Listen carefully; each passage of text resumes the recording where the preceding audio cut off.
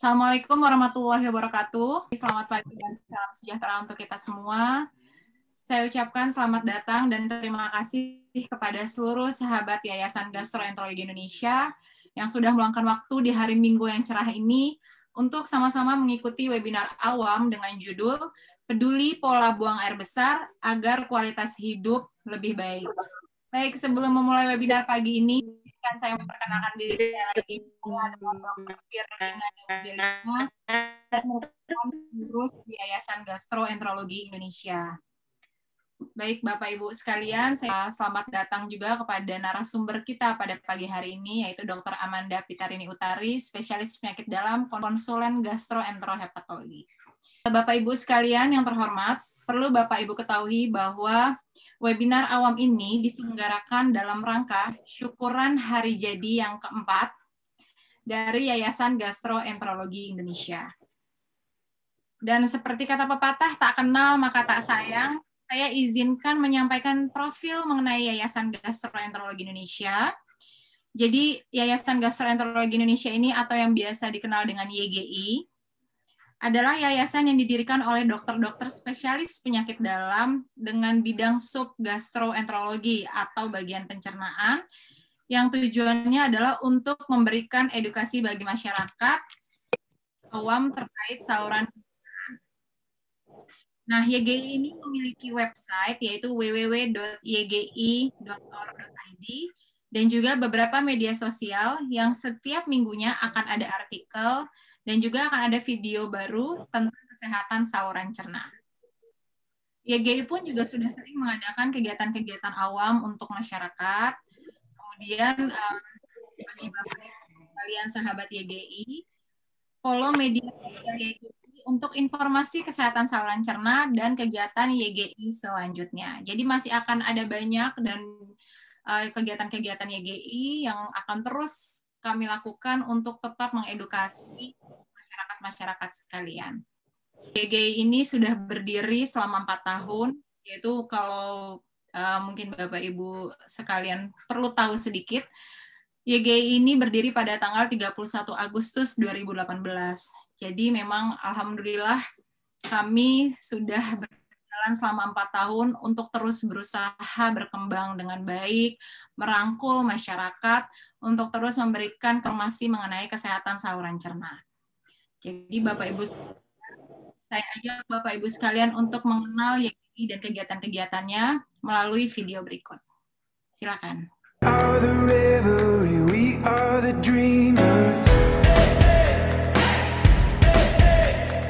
Dance through the night in our bones, we can feel it. Aiming for the stars against the sky. When we are together, we are bright. We'll light up. We've been waiting for this moment to come. We were made for this adventure. We feel it in our blood. We'll light up. Eyes open wide and the world is before us. We are the sound of a beautiful chorus. Holding to the feeling, you and I. When we are together, we are bright. We'll light up. We've been waiting for this moment to come. We were made for this adventure. We feel it in our blood. We'll light up. We have everything we need and we know. We were made for this adventure and we were made to go. We'll light up.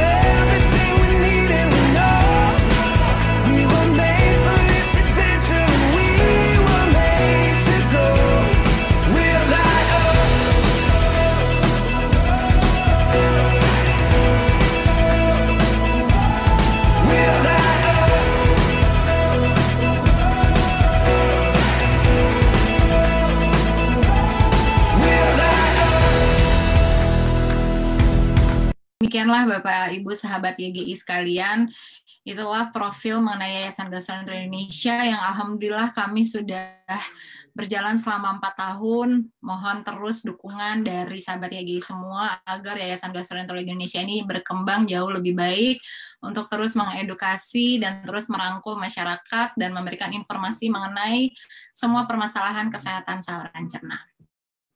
Nah, Bapak Ibu sekalian, jadi dalam rangka HUT YGI yang keempat kemarin, YGI itu ingin mengedukasi masyarakat mengenai pentingnya memperhatikan dan menjaga kelancaran pola buang air besar dalam webinar kali ini. Namun sebenarnya bukan hanya webinar saja yang sudah kami lakukan dalam rangka syukuran keempat tahun dari Yayasan Gastroenterologi Indonesia.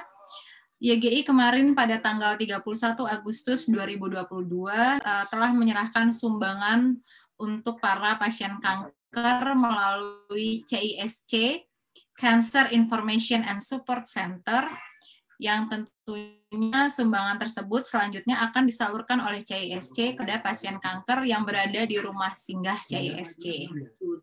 Jadi alhamdulillah sudah ada beberapa rangkaian yang kami lakukan dalam rangka syukuran 4 tahun dari Yayasan Gastroenterologi Indonesia. Nah ini ya, ini fotonya waktu saat kami memberikan sumbangan kepada CISC. Baik, saya izinkan menyampaikan beberapa peraturan untuk webinar siang hari ini agar webinar siang hari kita ini berjalan lancar. Jadi saya mohon semua audionya dimatikan Bapak Ibu sekalian. Kemudian untuk memberikan pertanyaan kepada narasumber nanti, saya mohon di chatnya ke moderator atau ke saya, Dr. Firly. Jadi mungkin tidak perlu ke chat publik atau ke chat umum, tapi mungkin bisa direct langsung ke saya. Jadi dipilih saja kalau untuk chat langsung ke Dr. Firly. Kemudian mohon menyertakan nama, instansi atau domisili, misalkan IFA, domisili Jakarta, kemudian baru pertanyaannya. Jadi nanti saya bisa sebutkan. Kemudian mohon tidak memberikan pertanyaan yang berulang, karena tentunya nanti kami akan pilih pertanyaan-pertanyaan yang akan kami sampaikan. Mudah-mudahan waktunya cukup, jadi kita bisa berikan semua pertanyaan kepada narasumber, karena alhamdulillah kita sudah bisa kedatangan narasumber yang benar-benar ahli dalam bidang ini. Jadi kemudian mohon nanti pada akhir acara juga videonya dinyalakan ya Bapak Ibu sahabat YGI biar agar kita bisa foto bersama. Ya, saya rasa itu. Kemudian mungkin ya nanti kalau memang sudah ada yang melakukan screen capture gitu, nanti kalau misalnya mau diupdate di Insta Story, mohon di tag ya Bapak Ibu sahabat YGI sekalian ke yayasan @yayasan-gastroenterologi Indonesia atau @ygi.or.id ya. Bapak Ibu, kenapa pada webinar siang hari ini kami mengangkat mengenai peduli pola buang air besar agar kualitas hidup lebih baik. Jadi mungkin Bapak Ibu sekalian ini sudah mungkin ada beberapa yang mengalami di sini. Ternyata buang air besar itu sangat penting Bapak Ibu ya kalau untuk lancar. Karena benar bahwa kalau buang air besar itu tidak lancar, biasanya kualitas hidup agak sudah terganggu, rasa perut kembung lah, begah lah. Nah, terus kemudian Bapak Ibu bertanya, kenapa ya saya tidak lancar? Kira-kira apa saja penyebabnya? Bahaya atau tidak gitu. Nah, itu yang mungkin pertanyaan-pertanyaan yang sering muncul, karena memang sebenarnya sembelit atau konstipasi ini adalah hal yang sebenarnya umum ditemukan di masyarakat, tapi mungkin banyak yang belum tahu ternyata kalau sembelitnya lama, nah itu udah harus waspada tuh. Apakah jangan-jangan memang ada penyakitnya atau ada yang lain? Kira-kira apa penyebabnya? Sehingga maka dari itu kita mengangkat tema pada siang hari ini, peduli pola buang air besar agar kualitas hidup lebih baik. Jadi nanti silahkan disimak semua dari narasumber, kemudian boleh bertanya. Izinkan saya membacakan sedikit CV atau profil dari narasumber kita pada siang hari ini. Ya, beliau adalah Dr. Amanda Pitarini Utari, spesialis penyakit dalam, konsultan gastroenterohepatologi. Beliau ini merupakan tenaga medik di RSUPN Dr. Cipto Mangunkusumo Jakarta. Beliau juga berpraktek swasta di Rumah Sakit Antam Medika dan juga Rumah Sakit Brawijaya. Sudah banyak sekali artikel-artikel dan tentunya justru beliau ini mengkhususkan lagi memang untuk membahas mengenai atau mendalami lagi mengenai gangguan motilitas atau gangguan yang biasanya berkaitan nih dengan sembelit dan juga konstipasi. Baik, tanpa menunda lebih lama lagi, sama-sama mari kita panggil Dr. Amanda Pitarini. Dr. Amanda sudah hadir. Nah, beliau adalah senior saya, sejawat saya di RSCM. Dr. Firly. Dr. Amanda sehat, Dok? Gimana kabarnya di hari Minggu yang cerah ini? Aduh, cerah sekali nih. Aduh, alhamdulillah nih. Senang ya lihat video YGI ya. Ternyata ya. Udah 4 tahun kita. Betul, Dok. Alhamdulillah kita sudah 4 tahun dan mudah-mudahan kita terus berkembang bersama sahabat YGI ya, Dok ya. Baik, silakan Dr. Amanda. Kami berikan waktunya untuk memulai mengenai webinar pada siang hari ini. Oke, baik. Selamat pagi semua teman-teman, Dr. Firly, Iva. Assalamualaikum warahmatullahi wabarakatuh. Senang sekali bisa bergabung bersama di sini. Hari ini kita sharing aja sambil ngobrol-ngobrol nih ya mengenai pola hidup sehat dan fungsi usus. Jadi memang semakin ke sini ternyata semakin terbukti bahwa segala sesuatunya itu semua penyakit, semua gangguan kebanyakan dipengaruhi oleh fungsi usus. Jadi kesehatan kita sebenarnya nomor 1 dikaitkan dengan fungsi usus. Jadi apapun yang terjadi, kalau kita mau hidup sehat, sebaiknya kita menjaga kesehatan usus kita. Faktor apa sajakah yang mempengaruhi fungsi usus kita? Nah, sebagai awal nih, saya mau perlihatkan saja. Sebenarnya apa sih yang terjadi pada saat kita makan? Pada saat kita makan itu, maka saluran cerna kita mulai dari mulut, lambung, sampai usus akan bekerja. Selama proses pencernaan akan terjadi pergerakan, kemudian ada sekresi enzim-enzim, kemudian ada pengaturan melalui persarafan, pengaturan hormon, dan dari sirkulasi darah. Jadi kalau misalnya makanan masuk, maka makanan akan dihancurkan dan dilembabkan. Jadi di mulut itu ada gigi yang menghancurkan, kemudian ada air liur yang akan melembabkan makanan sehingga makanan mudah masuk tertelan. Kebayangkan ya kalau makanannya besar, apalagi kering, akan susah menelannya. Jadi makanan yang lembut itu bisa masuk nih ke kerongkongan. Ke kerongkongan biasanya dalam beberapa detik harusnya sudah turun ke lambung kita. Nah, lambung ini juga suka ada gangguannya, tapi kita nggak akan membicarakan lebih jauh ya mengenai lambung hari ini. Di lambung ini makanan akan disimpan kemudian diolah jadi kayak blender, dia diputar-putar di situ sampai lembut, sampai homogen supaya dia bisa mudah masuk ke dalam usus karena usus lebih kecil. Kemudian setelah itu masuk ke usus, di usus maka dilakukanlah proses penyerapan makanan dan air. Jadi semua zat gizi yang kita makan harusnya diserap di dalam usus halus ini. Apabila ada gangguan maka penyerapannya akan terganggu. Kemudian apabila penyerapan terganggu maka akan terjadi kondisi yang disebut sebagai kurang gizi karena sebenarnya kita makan tapi nggak bisa diserap. Ada banyak kelainan yang menyebabkan penyerapan di usus halus ini terganggu. Nah, setelah itu masuklah ke usus besar. Yang terjadi di sini hanyalah penyerapan air, kemudian untuk menyimpan feses atau tinja. Jadi kalau misalnya kondisi tidak memungkinkan untuk buang air besar, disimpan dulu di dalam usus besar ini sampai kondisi memungkinkan kita untuk melakukan pembuangan.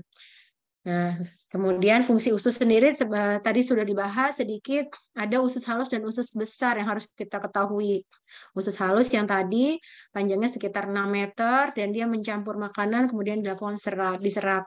Jadi di usus halus itu ada gerakan-gerakan. Jadi kalau merasa perut saya kok gerak-gerak ya, nah itu kemungkinan adalah kontraksi usus, kontraksi peristaltik. Ini wajar.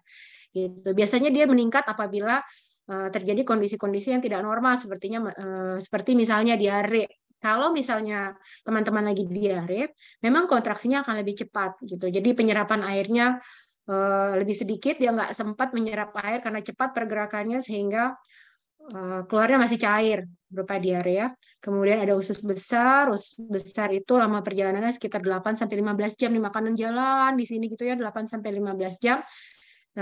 Diserap pelan-pelan dan dibentuk sehingga feses yang keluar itu bentuknya padat seperti pisang atau seperti sosis, jadi panjang dan bagus karena dibentuk dalam jangka waktu panjang sampai akhirnya dikeluarkan dalam bentuk yang bagus. Itu kondisi normal. Sekarang pertanyaannya adalah apakah BAB saya normal? Kalau kita membicarakan mengenai BAB normal, ada beberapa kriteria sebenarnya. Yang pertama adalah bentuknya. Kalau misalnya untuk menyamakan persepsi biasanya kita pakai Bristol stool chart. Jadi ada gambar-gambaran nih. Ini yang mana sebenarnya BAB-nya yang normal ini masih bisa lah dibilang tipe 3, tipe 4 nih. Ini adalah BAB normal. Jadi dia harusnya lembut, halus, padat jadi nggak berbutir-butir seperti ini gitu ya. Kemudian kalau ini biasanya karena di pasiennya sembelit atau pasiennya konstipasi. Kalau misalnya seperti ini yang diare gitu. Jadi kita bisa lihat sebenarnya harusnya BAB normal itu yang gambar nomor 3 dan gambar nomor 4. Jadi seperti sosis atau seperti pisang gitu ya. Ya sedikit retak-retak masih oke deh, tapi yang pasti berbentuk. Nah, biasanya kalau misalnya ada teman-teman yang ke saya, ada pasien ke saya akan tanya BAB-nya yang mana gitu.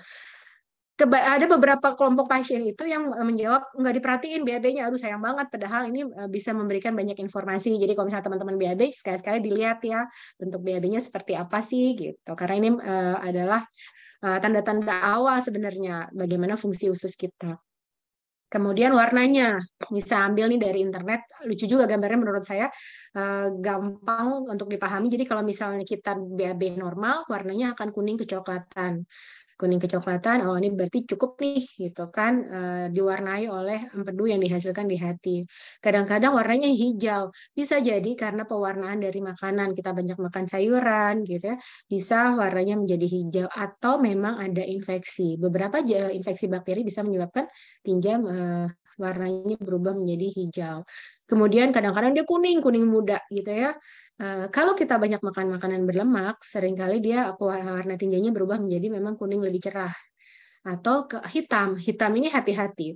Kalau misalnya kita memang mengkonsumsi beberapa suplemen seperti misalnya zat besi, maka bisa jadi tinja hitam ini karena pewarnaan dari besi tersebut. Tetapi jika tidak, maka ini adalah salah satu tanda tinjanya mengandung darah. Gitu. Jadi warna hitam di tinja hati-hati. Bisa jadi ini adalah suatu tanda dari perdarahan saluran cerna.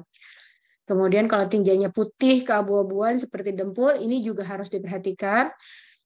Kenapa warnanya tidak kuning gitu? Harusnya kan kuning, kenapa dia jadi pucat? Berarti ada sesuatu yang mengganggu aliran si kuning ini gitu. Jadi warna empedu yang biasanya mewarnai tinja terhambat gitu. Jadi tinjanya nggak bisa terwarnai. Berarti ada masalah nih di hati dan empedu saya.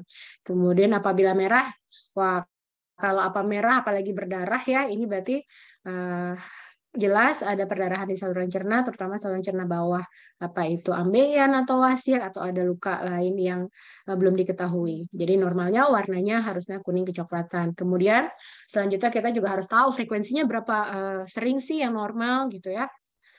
Frekuensi BAB normal itu mulai dari 3 kali per hari sampai setiap 3 hari. Jadi saya selalu tekankan bahwa nggak harus tiap pagi BAB gitu kan. Ada yang stres karena kenapa nggak ya? Ada saya keluar tiap pagi, saya nggak bisa keluar karena beda-beda ya.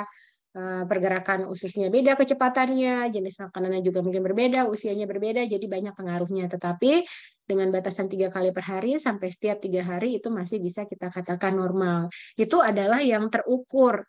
Nah, tetapi seringkali keluhannya BAB-nya normal kok, tiap hari keluar gitu ya, warnanya kuning, tetapi nggak lampias. Atau setiap kali BAB harus mengedan berlebihan, atau setiap kali BAB harus nyeri. Ini juga bisa kita katakan bahwa memang terjadi gangguan pada buang air besarnya. Tapi ini nggak terukur karena sangat subjektif antara satu pasien dan yang pasien yang lain.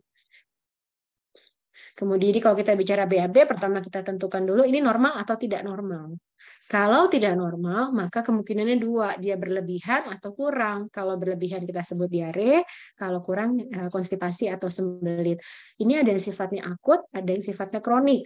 Kalau akut kita membicarakan sesuatu yang berlangsung kurang dari 4 minggu, sedangkan kalau kronik berarti sudah berjalan lebih dari 4 minggu. Diare sendiri berarti BAB-nya lebih dari 3 kali sehari dengan kondisi fesesnya cair seperti yang tadi sudah ada di gambar ya. Jadi nomor 67 tuh yang cair atau seperti bubur.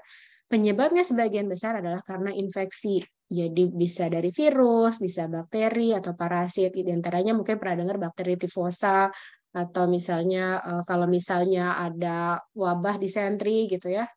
Nah, atau bisa juga diakibatkan oleh kelainan usus, misalnya nggak cocok sama susu, tiap minum susu diare, itu kan intoleransi laktosa, atau beberapa jenis penyakit autoimun, mungkin ada teman-teman di sini yang sudah terdiagnosis IBD, atau irritable bowel syndrome. Bisa juga diare ini disebabkan oleh efek dari beberapa obat.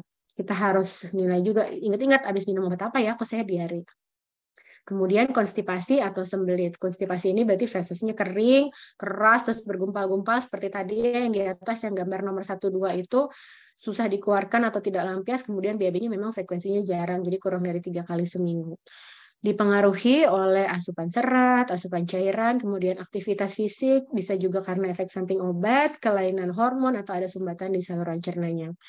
Nah, sekarang kita bicarakan bagaimana sih pola hidup sehat yang akan mempengaruhi fungsi usus ini yang dapat memaintain fungsi usus kita. Nomor satu adalah makanan sehat dan seimbang. Karena kita bicarakan masalah kesehatan saluran cerna, maka kita bicara sebagian besar adalah masalah makan.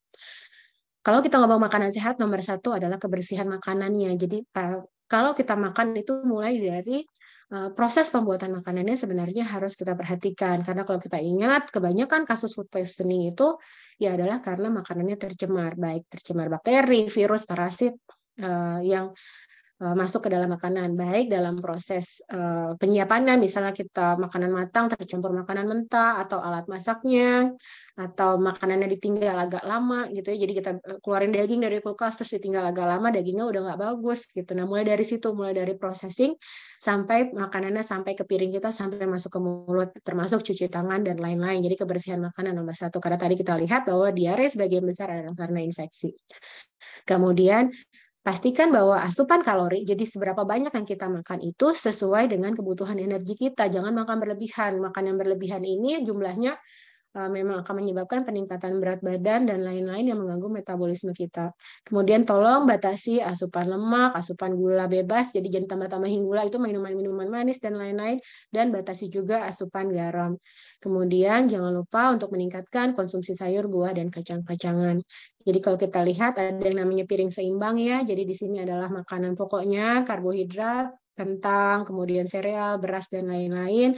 Di sini adalah sayur-sayuran, di sini adalah buah-buahan sebagai sumber serat, kemudian ada sedikit lemak dan minyak, kemudian ini adalah sumber proteinnya, diantaranya adalah lean meat atau daging yang sedikit lemak, kemudian ikan, telur, dan lain-lain. Di sini adalah produk susu. Tolong pastikan bahwa asupan cairan kita cukup, batasi makanan-makanan manis ini dan makanan-makanan yang high fat diet atau makanan tinggi lemak. Kemudian juga batasi konsumsi alkohol jika memang ada yang minum alkohol. Nah, kalau kita membicarakan asupan serat, sebenarnya berapa banyak sih kita harus makan serat dalam sehari? Dalam sehari dianjurkan 400 gram sayur dan buah per hari, atau setara dengan 20 gram seratnya per hari. Jadi kalau kita lihat kira-kira satu buah pir itu seratnya 5,5 gram. Berarti kita harus makan pir berapa? 4 kurang lebih sehari kalau hanya pir aja. Atau kalau misalnya satu pisang ukuran sedang, berarti itu seratnya sekitar 3 gram. Nah, nanti di total aja nih, gitu. Udah cukup belum ya saya makan serat dalam sehari? Kalau saya makan brokoli direbus, 1 cup itu sekitar 5 gram. Nah, tinggal dijumlahkan. Cukup nggak saya makan 20 gram serat per hari? Kemudian, kenapa sih kita harus makan serat? Untuk usus sendiri, serat ini mempercepat pergerakan usus dengan meningkatkan volume feses. Jadi fesesnya jadi berbentuk menjadi nomor 34 itu. Nomor 4 itu terjadi karena memang pembentukan tinjanya bagus, kemudian mengandung seratnya cukup. Jadi kalau di sini disebutkan ini akan berhasil kalau kita setidaknya makan 15 gram serat per hari. Nah, kemudian untuk asupan cairan, berapa banyak sih kita harus minum gitu kan ya. Untuk dewasa muda dianjurkan untuk pria itu 3,7 liter dan wanita 2,7 liter. Banyak amat dok gitu kan. Nggak usah khawatir, ini sebenarnya nggak sebanyak ini. Jadi ini adalah total dari minuman plus cairan di makanan. Kurang lebih yang dari minuman itu 80%-nya. Jadi 80% berarti kira-kira untuk laki-laki itu bapak-bapak 3 liter, untuk wanita sekitar 2 liter. Kalau misalnya usianya menjadi lebih senior, di atas 65 tahun, kebutuhannya berkurang. Jadi nggak terlalu banyak karena fungsi jantungnya, fungsi organnya juga nggak bisa minum banyak cairan ya, dan kebutuhannya juga menurun. Jadi untuk laki-laki itu 2 liter, untuk wanita 1,6 liter. Dengan ini dinyatakan bahwa kebutuhan cairan tercukupi, hidrasi tercukupi, fungsi metabolisme menjadi lebih baik. Kemudian apalagi yang harus kita lakukan? Aktivitas fisik tentunya ya. Bagaimana aktivitas fisik mempengaruhi saluran cerna? Jadi dinyatakan bahwa memang dengan kita beraktivitas teratur setidaknya 30 menit sehari, itu dapat menstimulasi saraf, kemudian menurunkan aliran darah ke saluran cerna sehingga meningkatkan produksi hormon yang membantu proses pencernaan. Kemudian dengan gerakan-gerakan itu sendiri akan terjadi stimulasi mekanik. Jadi kalau kita melompat, kemudian kita dalam posisi tegak, akan terjadi gravitasi ya, sehingga aliran makanan di saluran cerna lebih lancar. Kemudian apabila kita kontraksi otot perut, maka tentunya akan memperbaiki gerakan usus kita. Nah, ternyata selain untuk fungsi saluran cerna sendiri, aktivitas fisik sudah terbukti dapat menurunkan risiko penyakit kardiovaskular, diabetes, termasuk kanker usus besar dan kanker payudara. Jadi banyak sekali manfaatnya. Mungkin sekian pemicu dari saya. Terima kasih. Foto siapa ini? Ini foto Iva. Saya mau ucapkan terima kasih pada Iva pada ulang tahun YGI keempat ini. Saya, Dr. Firi, dan teman-teman yang lain mungkin sibuk ya dok ya. Kita kan nggak selalu punya waktu, sering lupa. Tapi Iva ini selama 4 tahun ini udah banyak banget membantu kita di acara-acara YGI sehingga YGI bisa melaksanakan banyak acara sampai saat ini. Baik, sekian dari saya. Mungkin Dr. Firly, dan terima kasih untuk pertanyaannya nanti kami nantikan. Assalamualaikum warahmatullahi wabarakatuh. Waalaikumsalam warahmatullahi wabarakatuh. Terima kasih banyak Dr. Amanda. Nah ini fotonya Iva nih. Mungkin kalau sahabat YGI itu banyak yang udah kenal Mbak Iva nih, karena apa-apa selalu ini Mbak Iva. Halo Mbak Iva. Baik, terima kasih Dr. Amanda untuk penyampaian materinya yang lengkap, jelas. Tapi mungkin banyak lagi dok nih pertanyaan. Alhamdulillah sudah mulai masuk banyak pertanyaan melalui chat Zoom ke saya direct dok. Mungkin langsung kita mulai saja ya dok ya. Silakan. Biar bisa lebih banyak diskusi dan supaya semua pertanyaan mudah-mudahan bisa terjawab. Tapi kayaknya banyak sekali, jadi mohon maaf kalau nanti memang semua pertanyaan tidak terjawab. Saya akan pilih yang ada beberapa yang pertanyaannya sama, jadi akan saya pilih untuk mewakili ya. Baik dok, kita mulai yang pertama dok. Sebentar, tadi mana ya? Nah, dari Ellen Cahyadi di Jakarta Selatan dok. Dr. Amanda, bagaimanakah cara yang efektif bagi lansia yang sulit buang air besar, walaupun sudah mengkonsumsi serat, sayur-sayuran, dan buah-buahan, agar memiliki pola BAB teratur ya dok? Dan apakah aman bagi lansia menggunakan obat pencahar untuk membantu melancarkan buang air besar gitu? Jadi apakah boleh terus-terusan pakai pencahar nih Dr. Amanda? Kira-kira kalau untuk lansia bagaimana dok? Karena memang biasanya lansia ya dok yang suka susah buang air besar. Silakan Dr. Amanda. Baik, memang untuk lansia ini seringkali kita temukan masalah sembelit ya, atau malah BAB-nya nggak bisa ditahan, jadi inkontinensia ya Dokter Firly. Nah, kalau untuk lansia yang mengalami kesulitan BAB, biasanya kita harus review dulu nih. Ini apa sih yang terjadi sama si pasien ini gitu. Satu, diet, jika misalnya memang karena lansia itu biasanya giginya sudah tidak sempurna, jadi kesulitan mengunyah ya. Biasanya untuk makan makanan yang tinggi serat agak sulit. Satu itu. Kemudian jika sudah dipastikan bahwa asupan seratnya cukup dan bisa masuk, maka pastikan bahwa asupan cairannya cukup. Kemudian, apabila itu sudah diatasi, maka dilihat juga seperti apalagi sih yang mempengaruhi BAB, aktivitas fisik. Nah, aktivitas fisik biasanya masalahnya pada lansia adalah nyeri-nyeri sendi. Jadi sudah ada masalah tuh pada keseimbangan, pada fungsi sendi. Nah, di sini harus dilihat kira-kira aktivitas fisik apa yang masih bisa ditoleransi oleh si pasien ini. Ini harus kita perbaiki juga. Kebanyakan misalnya pada pasien-pasien yang sudah tidak bisa beraktivitas, misalnya pasca stroke dan lain-lain, memang seringkali timbul masalah BAB. Nah, apabila pasien ini memang mengalami kesulitan dalam pergerakan, jadi ada ketergantungan, seringkali memang dibutuhkan obat pencahar daripada dia terganggu kualitas hidupnya, nggak bisa BAB dan lain-lain, karena BAB ini menyebabkan masalah psikologis yang cukup besar ya, nggak bisa BAB itu. Nah, kita bisa berikan beberapa jenis pencahar jangka panjang sesuai dengan kebutuhan. Tapi kita perlu ingat juga bahwa biasanya lansia itu punya penyakit komorbid, jadi dia banyak penyakitnya. Kita harus lihat apakah penyakit-penyakitnya ini mempengaruhi fungsi BAB-nya seperti tadi stroke. Kalau misalnya stroke, bagian mana sarafnya yang kena? Apakah mempengaruhi saraf yang mempengaruhi pengeluaran BAB-nya? Kemudian juga obat-obatannya gitu. Biasanya banyak tuh pasiennya obat-obat penyakitnya banyak, obat-obatannya banyak. Adakah obat-obatannya yang dikonsumsi oleh pasien ini yang memiliki efek samping ke arah fungsi BAB-nya? Mungkin itu jawaban saya ya dok. Baik, terima kasih dok. Jadi sebenarnya pencahar boleh diberikan ya dok ya, kalau memang atas indikasi gitu ya dok ya. Dan penyebabnya apa? Betul. Iya betul. Semoga menjawab pertanyaan dari Ibu Ellen Cahyadi ya di Jakarta Selatan. Nah, berikutnya nih dok, ini ada beberapa pertanyaan yang hampir mirip, jadi mungkin saya rangkum. Dari Maya Maulida di Jakarta. Nah, ini ada beberapa juga yang bertanya, rata-rata nih dok, setelah melahirkan, ini terkait ibu-ibu nih dok, ibu-ibu yang pasca melahirkan. biasanya mengalami kendala ketika buang air besar, kadang sembelit, dan biasanya sampai ada wasir, Dok, atau ambeien. Nah, ya kan, Dok, ya itu sering terjadi. Nah, ini bagaimana selain makan buah dan sayur yang cukup, serta berapa lama sih idealnya, Dok, saat buang air besar itu? Maksudnya mungkin frekuensinya sebenarnya normalnya berapa? Tadi sebenarnya Dokter Amanda udah sampaikan juga di slide ya, Dok, ya. Silakan, Dok. Mungkin nih ibu-ibu hamil nih, soalnya ada beberapa yang bertanya hal yang sama, Dok. Baik, jadi memang pada saat kehamilan itu risiko terjadinya hemoroid atau wasir itu memang meningkat karena ada penekanan ya. Karena ada penekanan, jadi memang seringkali terjadi kesulitan pada saat buang air besar sehingga dia kadang-kadang harus mengedan, walaupun tidak mengedan pun memang di situ tekanannya besar, jadi terjadi melebar. Jadi sebenarnya hemoroid itu kan pembuluh darah, jadi dia bengkak-bengkak terus pecah berdarah. Nah, kalau pada pasien-pasien seperti ini, yang bisa dilakukan adalah satu, karena kita tidak mengandalkan obat sebenarnya pada kondisi kehamilan ini, yang harus kita lakukan adalah satu, aktivitas fisik ya, jalan. Tolong jalan untuk memperlancar fungsi BAB-nya seperti tadi kita sampaikan. Kemudian jika diperlukan, maka kita pakai konservatif. Jadi biasanya kita minta pasiennya itu untuk berendam. Bath. Jadi dia berendam di baskom isinya air hangat gitu. Itu cukup membantu.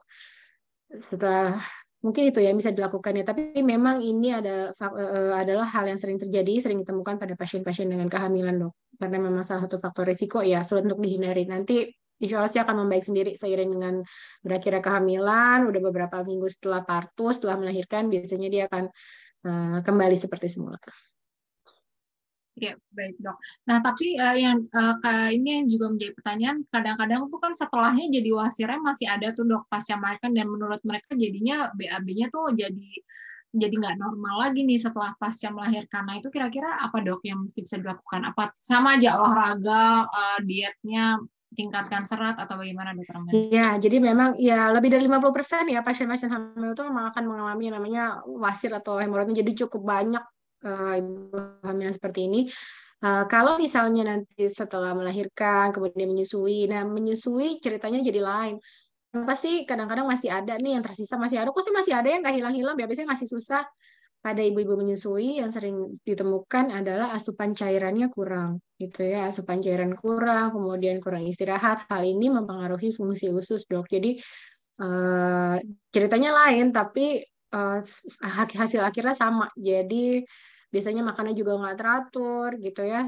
Namanya dia baru punya bayi, gitu. Biasanya yang terjadi adalah seperti itu. Kemudian apalagi yang pada persalinan normal, ada gangguan pada ototnya, apalagi sempat yang episiotomi gitu ya, sempat ada digunting gitu pada saat melahirkan. Nah, hal-hal seperti ini bisa menyebabkan masih terganggu, jadi masih belum pulih benar fungsi ususnya termasuk fungsi buang air besarnya. Ini bisa dilakukan dengan tadi tetap menjaga aktivitas fisik, makan teratur, asupan cairan cukup, terutama pada ibu-ibu yang menyusui kan kebutuhan cairan lebih besar. Kemudian bisa dilakukan Kegel exercise, mungkin pernah dengar ya ibu-ibu ya, Kegel exercise, kalau ibu-ibu biasanya tahu tuh, untuk menguatkan otot-otot dasar panggulnya. Iya, baik. Wah, jelas banget nih, Dokter Amanda. Jadi mudah-mudahan ini dari beberapa pertanyaan yang tadi menanyakan hal ini, exercise, terus minum air yang cukup gitu ya, asupan airnya harus cukup dan banyak. Baik, Dok, kita lanjut lagi, Dok. Ini banyak sekali, Dok, pertanyaannya nih. Alhamdulillah antusias banget nih, Dok. Jadi saya lanjut ke tadi kalau mengenai sembelit. Nah, ini mengenai yang di luar sembelit, Dok, tapi tetap gangguan pola buang air besar. Dari Bapak Isdianto, Bekasi. Dok, apakah benar ada orang-orang yang sensitif terhadap susu atau makanan sehingga mengganggu BAB-nya menjadi tidak normal, jadi lembek sampai dengan diare? Biasanya jenis-jenis makanan seperti apa? Apakah ada jenis susu kan supaya BAB-nya aman atau normal? Nah, silakan, Dok. Baik, jadi tadi kita sempat sebutkan ya mengenai pasien dengan keadaan diare, salah satunya penyebabnya adalah intoleransi laktosa. Ini cukup banyak ditemukan, terutama apabila memang nggak biasa minum susu gitu ya. Jadi produksi enzim laktosanya memang berkurang. Jadi sebabnya intoleransi laktosa atau nggak cocok sama susu ini sebenarnya adalah karena kadar laktosa dalam susu. Kalau misalnya seperti ini, memang sebaiknya menghindari produk susu, terutama yang tinggi laktosa. Yang bisa dilakukan adalah kalau pengen banget minum produk susu, minum produk susu yang rendah laktosa. Kan ada beberapa produk susu yang tulisannya adalah rendah laktosa. Atau kalau Yang cukup aman diantaranya adalah yogurt, karena walaupun dia adalah produk susu, tapi sebenarnya protein susunya itu sudah terfermentasi, jadi lebih aman dibandingkan fresh milk atau susu yang masih utuh gitu ya. Jadi bisa. Oke, jadi memang bisa ya penyebabnya karena tadi intoleransi laktosa, dipilih susu yang low laktos gitu ya dok ya. Tapi mungkin perlu dievaluasi lebih lanjut apakah benar itu penyebab satu-satunya gitu ya dok ya. Betul. Baik, terima kasih dok. Saya lanjut lagi nih dok. Tugas saya masih banyak dok nih. Di chat udah sesi dok. Saya pilih, nah ini dari Ibu Fatimah di Jakarta Timur. Selamat pagi dok, saya ingin menanyakan, saya kadang diare selama seminggu, setelah itu susah lagi buang air besar sampai 2 minggu. Terus perutnya sampai sakit sekali, sampai nangis-nangis karena ngerasain perutnya sakit. Itu kenapa ya dok? Jadi dia bisa diare, setelah itu sembelit, terus diare sembelit gitu dok. Justru ini malah bergantian dokter Amanda. Mungkin mohon penjelasannya dok, ini kira-kira apa dan bagaimana gitu dok menanganinya, sampai nyeri perut. Nah, terima kasih dok. Silakan dok. Nah, ini cukup seru nih Dokter Firly ya. Mungkin Dokter Firly udah kebayang nih kira-kira ke arah mana ini, pasiennya nyeri perut, kemudian intermiten ya, BAB sulit, kemudian diare sulit, diare. Biasanya seperti ini akan berlangsung kronik, jadi lebih dari 4 minggu ya. Nah, kalau misalnya seperti ini, maka kita lihat apakah ini suatu bentuk infeksi atau tidak. Kalau kita ngomongin infeksi, maka di Indonesia yang paling sering infeksi kronik itu tuberkulosis, jadi TBC usus maksudnya. Nah, kalau misalnya tidak, dalam arti kita tidak terlihat, kita nggak tahu, nggak kelihatan nih tanda-tanda infeksi, nggak ada gitu kan, cuma sakit perut aja, nggak ada demam, nggak ada diare berdarah, nggak ada penurunan berat badan.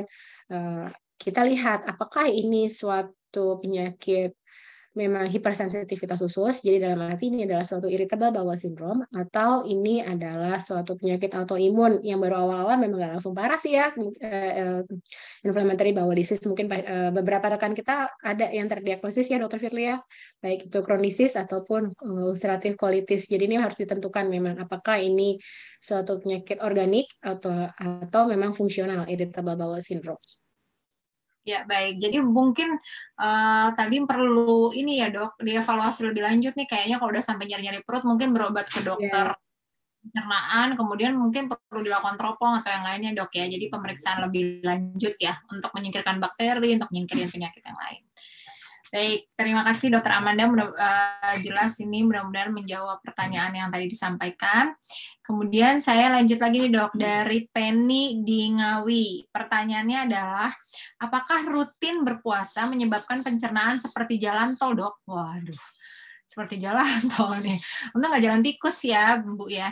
Karena tiap habis makan jadi buang air besar. Jadi kalau makannya 3 kali ya 3 kali buang air besar, tapi bukan diare karena fesesnya tidak cair. Dan jika selalu buang gas namun tidak kembung itu kenapa ya dok? Obatnya apa ya? Waduh, sekalian konsultasi nih dokter Amanda. Jadi apakah puasa ada hubungannya nih dok dengan kelancaran buang air besar dan kenapa selalu buang gas tapi padahal tidak kembung gitu dok? Silakan dok. Baik, jadi fungsi puasa sebenarnya adalah mengistirahatkan saluran cerna. Jadi pada puasa yang intermiten, kita sebutnya intermittent fasting ya, macam-macam. Ada yang kalau kayak puasa Ramadan, berarti dia dari subuh sampai dia maghrib berbuka. Kemudian ada juga yang sekarang kita lihat ya, beberapa jenis diet intermittent fasting itu ada jamnya sendiri-sendiri. Intinya sebenarnya adalah mengistirahatkan saluran cerna. Pada kondisi puasa Ramadan, sebenarnya pada penelitiannya adalah ya memang akan terjadi perbaikan metabolisme tubuh, dalam arti kadar lemak lebih baik gitu ya. Tetapi untuk fungsi usus sendiri sebenarnya tidak akan terlalu berbeda, dalam arti ya proses pencernaan makanan pada saat ini berbuka ya sama seperti tadi, sama seperti yang kita tampilkan pada slide-slide awal tadi dokter Firly. Jadi sebenarnya kalau dibilang seperti jalan tol, yang enggak juga gitu ya. Proses pencernaan makannya akan berlangsung sama seperti pada normalnya. Yang kedua tadi apa? Dia buang gas tapi ya jadi dia kembung dan sering-sering buang gas gitu dok. Kenapa sering seperti itu? Apakah obat? Pertanyaannya seperti itu. Mungkin kalau obat susah ya. Silakan dok. Kalau misalnya gas itu kan bisa sendawa atau flatus atau buang angin gitu ya, nggak bawah. Jadi entah dia keluar dari atas atau dari bawah. Nah ini nanti terkait dengan sebenarnya pola makan, cara makannya gitu. Jadi beberapa orang yang makan cepat-cepat sambil ngobrol dan lain itu akan banyak menelan udara sebenarnya. Jadi hal seperti ini dia akan sering sendawa.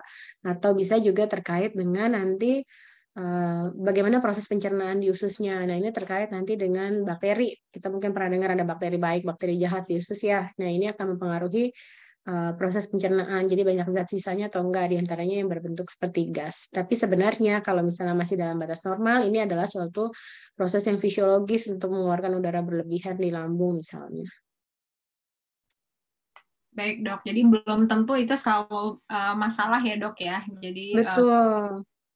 lebih lanjut. Jadi mungkin sebenarnya itu malah fisiologisnya atau normalnya orang tersebut gitu ya dok ya untuk mengeluarkan gasnya.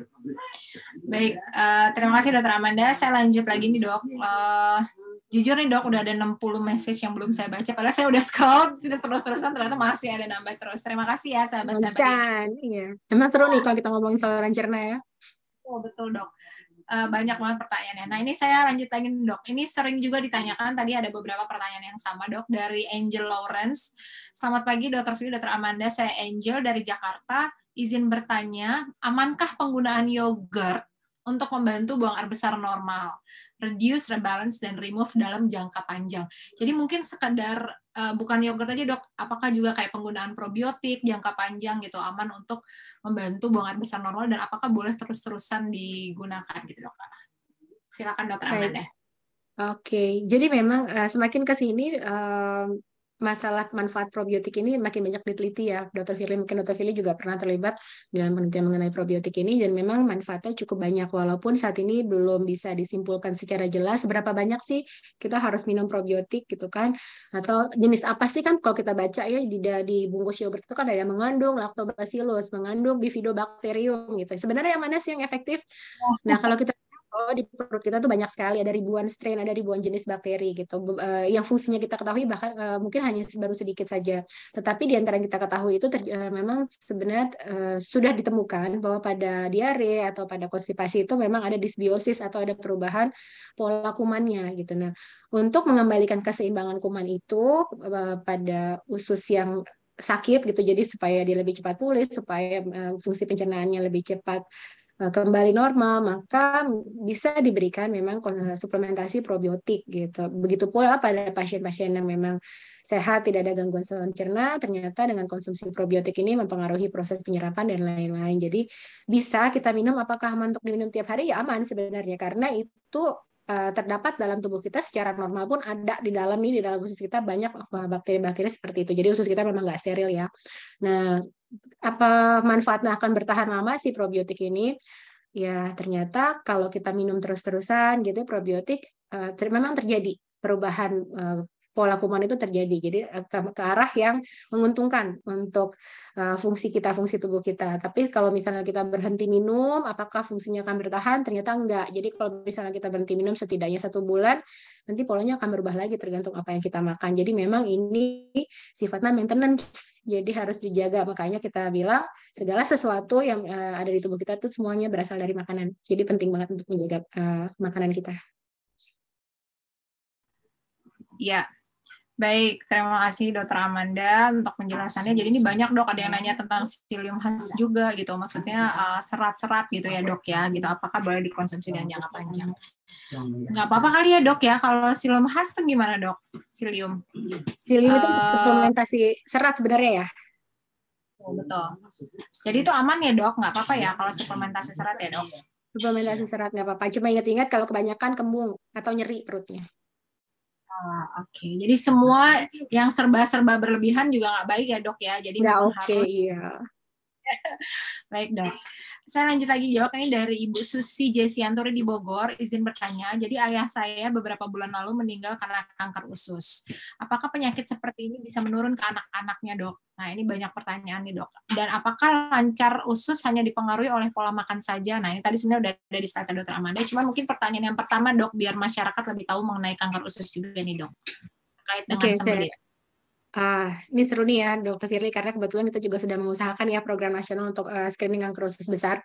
Jadi memang kalau misalnya salah satu keluarga kita atau ayah nih, misalnya ayahnya terkena kanker usus, maka keturunan pertamanya anak-anaknya memiliki risiko lebih tinggi untuk terkena kanker usus karena memang ada peran genetik ya dok. Memang ada peran genetik pada kanker usus ini. Jadi seharusnya gitu, terutama yang first degree, jadi keturunan pertamanya sebaiknya melakukan screening pada usia muda. 45 tahun kita pakai ya dok ya, kita lebih muda. Angka usia kanker usus kita lebih muda dibandingkan dengan di luar negeri, jadi memang kita menganjurkan untuk screening pada usia lebih dini. 45 tahun harusnya screening. Dengan apa screeningnya? Nomor saat ini standar untuk screening kanker usus besar adalah dengan kolonoskopi. Jadi dilihat apakah ada pertumbuhan-pertumbuhan polip-polip prekanker. Jadi lesi kelainan-kelainan, ada polip gitu ya, pertumbuhan-pertumbuhan, ada benjolan-benjolan kecil yang berpotensi menjadi kanker di kemudian hari. Kalau ada, maka itulah yang akan dilakukan terapi pada saat kolonoskopi. Jadi kita guntingin aja tuh sebelum dia jadi ganas gitu. Biasanya itu yang kita lakukan pada saat screening kanker usus besar sebelum terjadi kankernya menjadi tidak terkendali, operasi ataupun sudah menyebar. Ya, baik dok. Dan pertanyaannya apakah cuman makanan aja dok yang mempengaruhi lancarnya buang air besar? Tadi kayaknya kita bahas banyak ya dok ya. Jadi ya makanan, cairan, aktivitas fisik, obat-obatan, banyak faktor-faktor yang mempengaruhi fungsi buang air besar kita sebenarnya. Ya, baik dok. Nah, ini saya lanjut lagi ya dok ke pertanyaan lainnya ya dok ya. Wah, ini banyak sekali nih, saya jadi bingung. Jadi penasaran, pengen lihat sebenarnya. Oh, banyak. Harusnya biar dibaca juga ya dok ya. Oke. Nah, jadi dok, ini ada dari Utami di Tangerang Selatan. Dok, terkait monitoring kesehatan usus dan pola buang air besar, apakah diperlukan pemeriksaan periodik, misalnya 6 bulan sekali atau 1 tahun sekali ke dokter spesialis penyakit dalam, ataupun dicek laboratoriumnya, dok? Jika iya, sebenarnya rekomendasi pemeriksaan apa yang sebaiknya dilakukan dengan asumsinya pola buang air besar saya itu cuma 1-2 kali per minggu, tapi warna dan bentuknya normal gitu. Jadi apakah dengan dia hanya 1-2 kali per minggu harus periksa rutin ke penyakit dalam gitu dok? Adakah laboratorium atau pemeriksaan yang mesti dikerjakan? Tapi menurut pasien warna dan bentuk tinjanya normal. Dok. Jadi seperti tadi kita sampaikan ya, memang frekuensi orang BAB kan beda-beda nih. Tetapi selama dia frekuensi bentuknya normal gitu ya, kemudian tidak ada kelainan, nanti paling karena frekuensinya sedikit di bawah normal, kita berharap sebenarnya bisa setidaknya 3 kali seminggu. Nah, kita harus tanya, ada keluhan lain nggak? Ini kembali ke arah yang subjektif, sampai mengganggu nggak sih? Gitu. Kalau nggak mengganggu ya udah nggak apa-apa gitu kan. Tapi kalau sampai mengganggu dalam arti dia harus mengedan ekstra pada saat mau BAB atau ada nyeri perut, nah ini harus kita evaluasi apakah ini sesuatu yang normal atau tidak. Tetapi apabila memang dia merasa nyaman dengan itu, tidak ada keluhan, sebenarnya mungkin masalah slow transit colon aja, jadi masalah kecepatan pergerakan usus yang memang lebih lambat. Baik, jadi tidak perlu ada yang mesti diperiksakan secara rutin bertahap gitu ya dok ya? Tidak rutin, tapi setidaknya dipastikan bahwa ini nggak ada sesuatu yang serius. Jadi masalah fungsinya memang berbeda aja, kan variasi ya manusia, nggak masalah sebenarnya kalau tidak menimbulkan keluhan. Betul, benar dok. Ya, baik, terima kasih Dokter Amanda. Nih, banyak sekali nih. Jadi ini ada dari Pak Heri ya, cuman nggak tahu nih di mana. Ini sedikit menarik dok. Saya penderita kanker getah bening di Cibubur. Oke. Dan konsumsi obat anti nyeri tablet morfin. Nah ini kan ya dok ya salah satu penyebab juga nih. Sehingga BAB saya bisa lebih dari 3 hari dan sangat keras serta berwarna hitam seperti batu. Solusinya bagaimana ya dok? Walaupun sudah pakai obat pencahar tapi tidak solusi dan umur 43 tahun masih periode kemo. Mohon dijawab dok. Terima kasih. Ya, ini memang satu masalah ya, opioid-induced constipation. Jadi memang ada tuh penyakit sembelit akibat opioid. Opioid itu misalnya morfin dan turunannya. Nah, pada kondisi seperti ini, jika memang nyeri, jadi kan pasti nyerinya nyeri banget ya Pak, sampai dapat morfin. Kalau memang nyerinya tidak bisa ditangani dengan obat nyeri di bawahnya harus morfin, ya oke. Mau gimana? Nomor 1 kan nyerinya kita tertangani dulu ya. Kalau misalnya seperti ini, maka yang kita tangani adalah efek samping dari morfin tersebut. Salah satunya adalah konstipasi atau sembelit. Saya nggak tahu Bapak dapat obat pencahar apa, tapi memang kalau seperti ini biasanya akan mengalami ketergantungan obat nih. Kalau misalnya Bapak sudah pastikan bahwa serat tetap perlu ya, jika perlu suplementasi serat, salah satunya psyllium bisa diberikan, cuma permasalahannya khusus pada yang akibat opioid ini biasanya memang pergerakan ususnya mengalami gangguan. Jadi memang pergerakan bukan masalah sifat saja. Nah, kalau seperti ini harusnya tinggi feses itu dijaga tetap cair. Jadi pilihan utamanya sebenarnya obat pencairnya adalah obat yang akan keluar dari Indonesia tahun ini, sayang sekali Dokter Fili. Jadi obatnya udah nggak ada Pak di Indonesia. Mau nggak mau terpaksa pakai misalnya gliserin atau laktulosa. Atau karena ini masalah pergerakan bisa menggunakan obat-obat yang stimulan jadi merangsang BAB seperti misalnya Bisakodil gitu. Jadi ada beberapa merek tapi isinya Bisakodil bisa diberikan. Paling ada di Indonesia itu saat ini. Ya, baik. Terima kasih Dokter Amanda. Mungkin Bapak ini mungkin bisa juga kali ya dok, kan karena lagi juga periode kemo gitu, mungkin bisa minta dikonsulkan juga kali ya dok ke dokter saluran pencernaan nanti sama dokternya ya dok ya, kalau memang dirasa ya dok ya. Atau Gitu kombinasi ya. Mungkin bisa Pak obat nyerinya, jadi dosis opioidnya, dosis morfinnya nggak terlalu tinggi. Ya, baik. Terima kasih Dokter Amanda. Nah, ini ada pertanyaan lucu nih, Dok. Bukan lucu sih, menarik, Dok. Dari Ibu Yanti di Jakarta. Mohon izin bertanya, apakah ada bagian tubuh tertentu yang bisa dipijat untuk memperlancar buang air besar, Dokter Amanda? Silakan, Dok. Ini pijat-memijat nih tradisi turunan nenek moyang. Saya sendiri belum pernah membaca literatur yang evidence based mengenai acara pijat memijat ini, Bu. Mohon maaf, nanti jadi PR buat saya. Tetapi kalau kita lihat bagaimana aktivitas fisik mempengaruhi fungsi usus, di mana kalau kita kontraksi otot gitu ya, kan kita seringkali sit up atau apa, kontraksi otot ini ternyata mempengaruhi sekali pada pengeluaran feses atau BAB ini. Dengan asumsi bahwa ini prosesnya sama, mungkin kalau ibu pijat-pijat daerah perut harusnya bisa mempengaruhi pergerakan ususnya ya. Tapi itu sama sekali nggak ada evidence-nya, dalam arti saya belum pernah membaca mengenai kaitan antara proses pijat memijat ini dengan proses buang air besar. Mungkin Pak Arto buat saya nanti saya coba cari ada nggak yang pernah teliti soal itu ya. Iya, baik, Dokter Amanda. Mungkin karena kita tidak mendalami masalah pijat memijat ya, Dokter Amanda ya. Tapi pertanyaan menarik ya, ini pertanyaannya menarik sih. Sekali dok, makanya nih Bu Yanti nih pertanyaan menarik dan menggelitik, mungkin nanti kita perlu cari Dokter Amanda. Kita perlu cari ada buktinya nggak nih pijat memijat dengan fungsi usus? Iya, jadi mudah-mudahan kita nanti cari apakah secara literatur medis ada tempat dan ada manfaatnya ya dok ya. Iya, kalau akupunktur beberapa tahun terakhir ini ternyata terbukti ada sedikit manfaat kecil, tapi memang belum kita anjurkan secara rutin karena memang bukti-bukti yang ada, kita kalau bicara mengenai kita anjurkan sesuatu kepada pasien kan harus ada buktinya nih gitu kan, ada penelitiannya bahwa berhasil berapa persen gitu kan ya. Nah, ternyata kesini sepertinya akan memberikan manfaat akupunktur ini gitu. Jadi kita lihat nanti perkembangannya, jika memang terbukti ini konsisten gitu, kemudian benefitnya besar untuk pasien, mungkin bisa menjadi salah satu alternatif pada pasien-pasien yang konstipasi, tapi nanti kita lihat perkembangannya. Ya, baik, terima kasih Dokter Amanda. Nah, saya coba cari lagi. Nah, ini juga menarik nih Dokter Amanda. Dari Ibu Eka Setiawati. Dok, di Bekasi. Ingin bertanya berapa lama durasi yang baik pada saat BAB? Dan kemudian posisi yang baik itu lebih baik WC jongkok atau WC duduk. Nah, ini menarik nih Dokter Amanda. Kan kita juga tahu ada fisiologis gitu ya dok ya, secara prosedur. Yeah. Dan adakah vitamin atau makanan atau minuman yang bisa dikonsumsi untuk BAB lancar setiap hari? Nah, silakan dok. Baik, jadi kalau misalnya kita duduk di WC, berapa lama kita bisa duduk di WC? 7 menit. Jadi nggak lebih dari 10 menit. Jadi kalau belum mules banget, jangan dipaksain duduk di WC bawa headphone gitu ya. Kita browsing sampai setengah jam, yang ada hemoroid nanti. Jadi kalau misalnya udah ada rangsangan BAB, kan mules tuh biasanya kalau ujung ususnya itu, usus yang di ujung itu sudah penuh, biasanya ada rangsang mau BAB. Ya udah, baru kita pergi ke WC, jangan lama-lama. Duduk, pengeluaran, selesai. 7 menit ya maksimal. Jadi nggak lama-lama.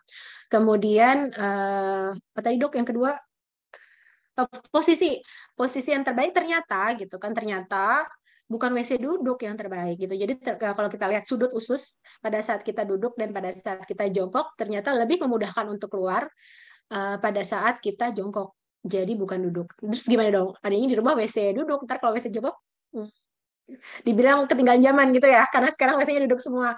Kalau misalnya memang di rumah adanya WC duduk, ambil kursi pendek atau dingklik gitu ya, kursi pendek atau dingklik, diganjal kaki jadi posisinya seperti jongkok, itu akan lebih fisiologis sebenarnya. Ya, betul. Nah, ini mengenai vitamin, dok. Adakah vitamin yang harus dikonsumsi untuk memperlancar buang air besar?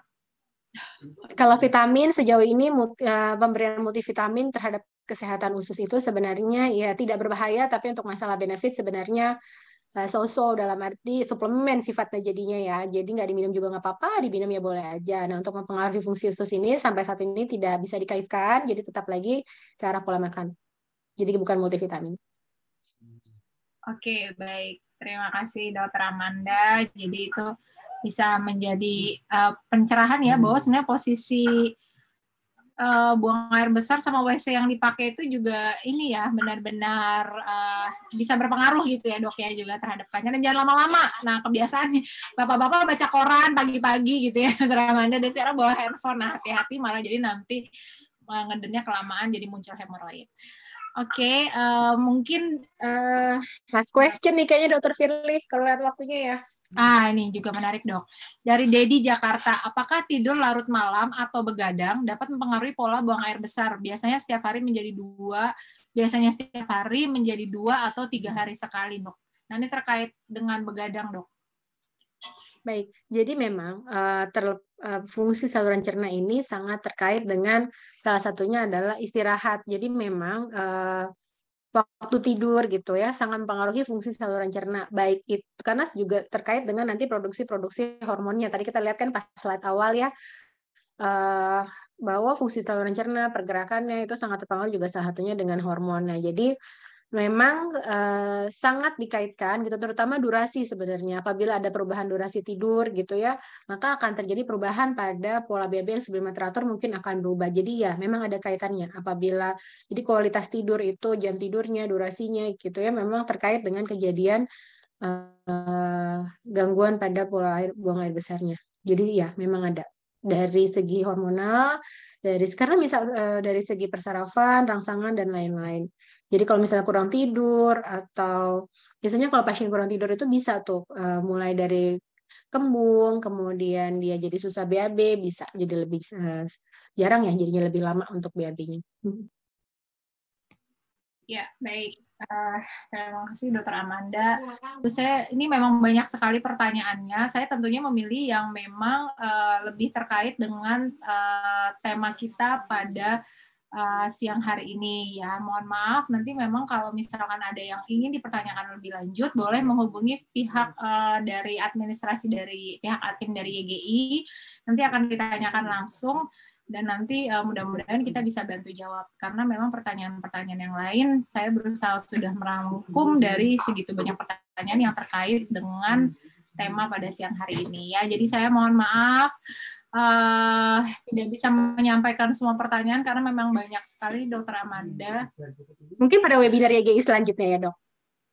Ya benar, kayak tadi ada yang menanyakan mengenai gangguan lambung, gangguan GERD. Nah itu mungkin nanti dipertanyakannya pada webinar YGI yang lebih lanjut ya. Terus kemudian tadi ada yang mengenai kelainan bentuk anus dari anaknya. Mungkin mohon maaf karena Dokter Amanda lebih menangani mengenai masalah orang dewasa. Ya. Jadi kalau misalnya anak, mohon maaf saya tidak bisa sampaikan di sini juga ya. Jadi yang terkait dengan pada tema kita pada siang hari ini.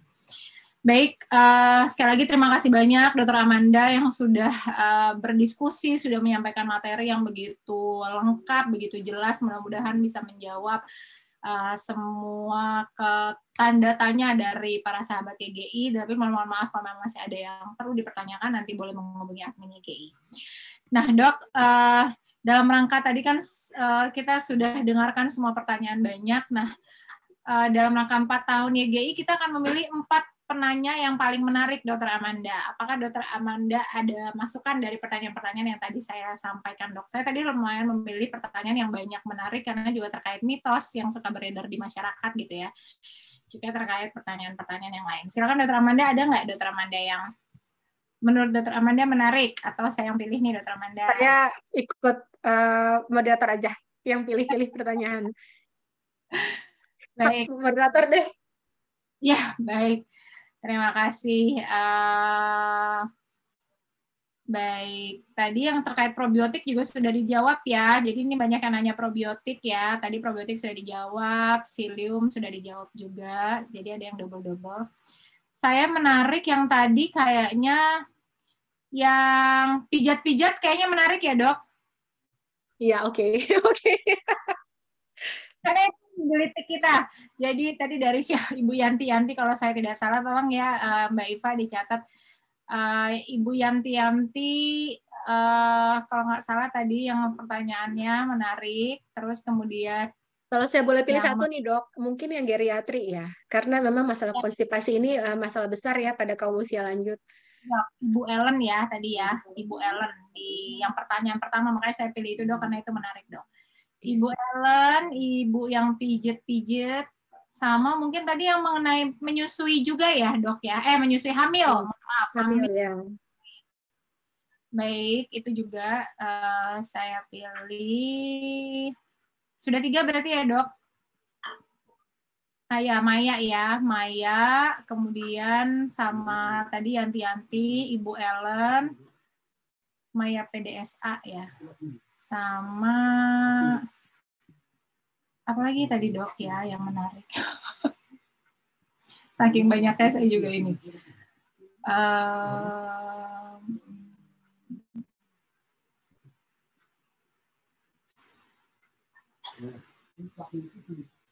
Yang kayaknya banyak banget nih pertanyaan Dokter Firly ini, bingung. Dokter Firly bingung. Sama yang kena kanker usus ya, Dok ya, Susi Jesianturi. Baik. Ya, mohon dicatat ya Mbak Iva, tadi Ibu Susi yang menanya mengenai kanker usus, kemudian yang tadi Ibu Ellen Cahyadi yang mengenai lansia, terus kemudian Ibu Yanti kalau nggak salah yang tentang pijat-pijat, sama satu lagi tadi yang Ibu hamil dengan hemoroid ya, Ibu Maya kalau saya tidak salah. Baik. Alhamdulillah sudah terpilih, dan sekali lagi saya ucapkan terima kasih pada Dr. Amanda dan juga kepada para semua sahabat YGI. Mohon maaf sekali lagi tidak semua pertanyaan bisa kami pertanyakan karena memang terkait masalah waktu. Tapi mungkin yang bisa saya minta sedikit untuk sahabat YGI yang memang ingin menyampaikan pesan dan kesan terhadap Yayasan Gastroenterologi Indonesia, boleh saya persilahkan, mungkin yang memang sudah selama ini mengikuti kami, dan terima kasih gitu ya sudah membantu kami, membersamai kami untuk terus mengedukasi masyarakat mengenai kesehatan saluran cerna. Apakah dari para sahabat YGI sekalian ada yang ingin menyampaikan pesan dan kesan terhadap Yayasan Gastroenterologi Indonesia? Saya persilahkan, mungkin boleh raise hand ya, Mbak Hana, raise hand. Silahkan, Mbak Hana. Halo, Dokter. Dokter Amanda dan Dokter Firly, terima kasih atas materinya hari ini tentang gas. Sebutkan dari mana, apakah ada, dari mana kenal YGI pertama kali, apakah mengikuti kegiatan YGI, ada pesan-pesan dan kesan, silakan Mbak Hana. Dan kesan dan pesan saya, yaitu maksudnya materi hari ini bagus banget, hanya waktunya sedikit sekali, jadi mohon kalau lain kali mau ngebahas mungkin 2 jam gitu. Siap. Supaya pertanyaan saya tadi 4 nggak ada ditanyain semua, padahal itu tentang ada yang tentang lambung helikobakteri, itu juga efek loh. Ya, baik. Konstipasi. Ya, baik. Ya, nanti Ibu Hana, nanti kita akan bahas lagi. Kita akan ada webinar mengenai Helicobacter pylori, gangguan lambung yang lainnya. Mudah-mudahan nanti Ibu Hana silakan ikut lagi, terus nanti mudah-mudahan bisa dipertanyakan ya. Iya. Terima kasih. Mudah-mudahan bisa kita fasilitasi ya, Dokter Firly, nanti suatu saat nanti kita bikin. Terima kasih banyak Ibu Hana atas masukannya. Terima kasih Dokter Firly dan Dokter Amanda. Terima kasih Bu Hana. Sehat selalu. Halo Ibu, terima kasih. Baik, apakah ada lagi yang ingin menyampaikan mengenai pesan dan kesan? Oke, baik. Ibu Farida, silakan Ibu Farida dari Mojokerto, silakan Ibu Farida. Boleh kalau bisa nyalain kamera Ibu. Halo, perkenalkan nama saya Bu Farida Aryani dari Mojokerto.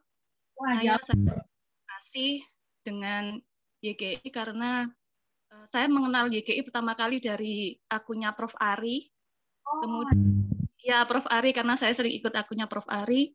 Kemudian saat itu saya sering ikut IG-nya juga. Kemudian saya ada keluhan lambung karena sering BAB-nya itu berdarah gitu, Dok. Kemudian saya coba cari-cari, kemudian ternyata ketemu di YGI ini, sehingga awalnya kasusnya terkena kolitis saat itu, tapi di fase yang awal sehingga segera dapat tertangani dengan baik. Terima kasih banyak YGI sehingga saat ini sudah saya sembuh dan sudah aktivitas lagi seperti biasa tanpa rasa nyeri. Kedepannya semoga YGI semakin banyak informasi kepada masyarakat awam, terutama seperti saya ini, sehingga jika ada sesuatu yang tidak beres, misalnya di tubuh itu bisa segera terdeteksi atau pergi ke fasilitas kesehatan yang terdekat dan tidak berlarut-larut penyakitnya. Terima kasih banyak YGI. Semoga semakin sukses dan jaya. Amin. Terima kasih. Tujuan kita membangun Indonesia ini ada namanya ya. Oke, baik. Terima kasih Bu Farida. Mungkin satu lagi tadi ada yang raise hand, Ibu siapa ya? Ibu Karina Lin ya dari Jakarta. Silakan. Mungkin satu lagi ya, sudah dua. Terima kasih. Silakan Ibu Karina Lin. Buka kamera. Afcom boleh, Dok? Oh ya udah. Boleh, nggak apa-apa. Ya udah. Ini tadi saya udah ngikutin webinar ini. Saya tuh mau cerita pertama kali kenal YGI ya. Itu dulu nggak salah kan saya ikut grup autoimun gitu. Jadi waktu itu grup autoimun itu kolaborasi sama YGI ya, sepertinya pernah ya. Waktu itu narasumbernya Prof. Ari yang saya ingat gitu. Bahasanya nggak salah soal IBD ya waktu itu gitu. Jadi kemudian dari situ tuh kan ini pihak panitia waktu itu menginformasikannya tuh kemudian ada di WA gitu. Jadi saya tuh simpen nomor WA-nya, terus mungkin juga dari pihak YGI itu ada nyimpen kontak saya juga gitu. Jadi setiap kali misalnya ada seminar gitu, saya sering di WA gitu. Nah, terus saya kan gara-gara itu jadi penasaran, akhirnya buka IG YGI, terus follow gitu. Terus ya semenjak itu cukup sering ikut webinar yang diadakan oleh YGI gitu. Terutama sih biasanya sih yang berkaitan dengan autoimun, karena kan saya juga ada autoimun lupus gitu. Terus kemarin itu yang pas seminar mengenai saluran pencernaan yang kerjasama dengan Heavenly Blues itu ya, itu sayang saya nggak bisa ikut, padahal kepingin gitu kan. Itu kalau nggak salah ada 2 kali ya sebenarnya itu. Cuma waktu itu gara-gara itu saya dikontak sama yang dari Heavenly Blues gitu, yang kerjasama dengan YGI gitu ya, untuk jadi salah satu respondennya gitu. Mereka kan meluncurkan produk baru gitu. Terus udah kayak gitu saya survei itu dikirimin tanda terima kasih gitu dari mereka gitu. Nah, terus kalau terkait seminar-seminar YGI itu materinya itu bagus-bagus gitu ya. Namanya pencernaan itu pasti pentingnya, apalagi buat saya yang penyandang autoimun gitu. Karena setahu saya memang kita kalau misalnya kita punya masalah kesehatan gitu, sakit tuh biasanya semua tuh berawal dari pencernaan biasanya kayak begitu tuh kan. Dulu pun saya ketika sakit lupus itu juga awalnya tuh didiagnosis dipepsia gitu. Tapi sekarang dalam perjalanannya itu sudah berangsur membaik gitu. Nah, jadi untuk kedepannya itu semoga YGI itu terus rutin menyelenggarakan webinar yang bertemakan pencernaan dan terkait dengannya gitu. Terus narasumber yang dihadirkan itu kalau bisa itu maksudnya lebih banyak gitu. Penjelasan dari Dr. Amanda tadi bagus gitu, cuma mungkin agak cepat gitu ya ini ya. Mungkin juga karena keterbatasan waktu gitu ya Dok ya gitu. Terus bahasanya itu baik, apa namanya ya, sederhana gitu ya. Jadi mudah dipahami oleh kami ini yang awam gitu, nggak jelimet gitu. Bahasa sehari-hari gitu. Itu aja dok. Tidak lupa ucapannya selamat ulang tahun yang keempat untuk YGI. Semoga apa namanya ya, untuk kedepannya itu semakin baik dan terus memberi pencerahan dan edukasi untuk masyarakat terkait dengan bidangnya, yaitu masalah kesehatan yang berkaitan dengan pencernaan gitu. Amin. Terima kasih. Terima kasih. Oh, ternyata ada satu lagi dari CISC nih, Dr. Amanda, yang kemarin alhamdulillah kami bisa bekerja sama dengan CISC, alhamdulillah bisa memberikan sumbangan untuk CISC. Tadi dari CISC sudah menyampaikan bahwa yang pasti mewakili CISC sangat apresiasi dan terima kasih untuk dukungan YGI pada CISC, sukses terus, alhamdulillah, amin. Terima kasih dari CISC yang sudah mewakili dan semoga kemarin sumbangan kami bisa bermanfaat untuk semua teman-teman para penderita kanker yang berada di rumah singgah CISC. Baik, saya rasa hampir semua sudah rangkaian dari syukuran 4 tahun Yayasan Gastroenterologi Indonesia dalam rangka webinar pada siang hari ini sudah selesai, Dr. Amanda dan juga sahabat-sahabat YGI sekalian. Mungkin kami minta untuk para peserta webinar pada siang hari ini untuk mengisi survei kepuasan di link yang dicantumkan di layar dan di chat. Baik, sekali lagi terima kasih banyak atas ucapannya, terima kasih banyak atas doanya para sahabat YGI. Mohon maaf sekali lagi kalau memang tidak semua pertanyaan dijawab terkait masalah waktu. Saya benar-benar terima kasih. Kemudian kemudian saya mohon kesediaannya para peserta webinar semua pada siang hari ini untuk menyalakan kamera. Boleh kita berfoto bersama para sahabat YGI? Terakhir kita foto bersama dulu ya, Dr. Amanda ya.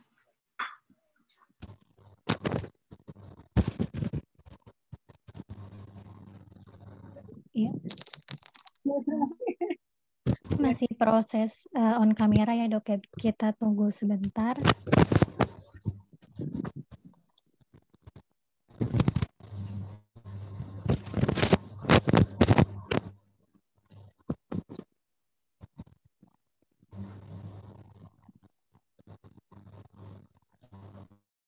Ya, sudah siap ya semuanya? Oke. Satu, ini ada 4 layar dok, jadi kita satu-satu dulu ya dok ya. Nah, 1, 2, 3. Tunggu sebentar. Nah, ini layar yang kedua. 1, 2, 3. Nah, ini layar yang ketiga, sebentar. Ya, dan yang terakhir 1, 2, 3. Ya, sudah dok. Terima kasih, Mas. Terima kasih. Dan juga kepada seluruh sahabat YGI. Jangan lupa untuk mengunjungi beberapa media sosial kami, Instagram, terus kemudian ada website kami, www.ygi.id. Dan nanti kalau memang ada yang ingin membuat Instastory, mohon kami di-tag ya, para sahabat YGI. Siap, dokter. Terima kasih. Terima kasih. Lagi terima kasih, saya sebagai host pada siang hari ini mengucapkan maaf atau ucapan kata-kata yang tidak berkenan. Sampai bertemu di webinar berikutnya bersama Yayasan Gastroenterologi Indonesia. Assalamualaikum warahmatullahi wabarakatuh. Jangan lupa mengisi link survei kepuasan ya, para sahabat ini. Terima kasih. Sampai ketemu. Insyaallah.